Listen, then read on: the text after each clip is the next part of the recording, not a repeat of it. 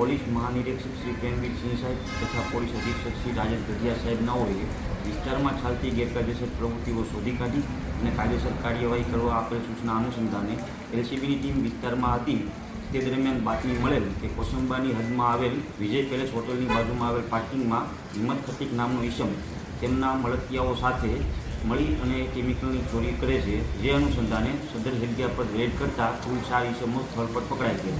પકડાયેલ ઈસમોના નામ હિંમત પૃથ્વીરાજ ખટીક, સોહિલ અબ્દુલભાઈ ડોસાણી, જગદીશચંદ્ર ગણેશલાલ ખટીક તથા રજાક ખાન મહારૂખ ખાન સમેજા.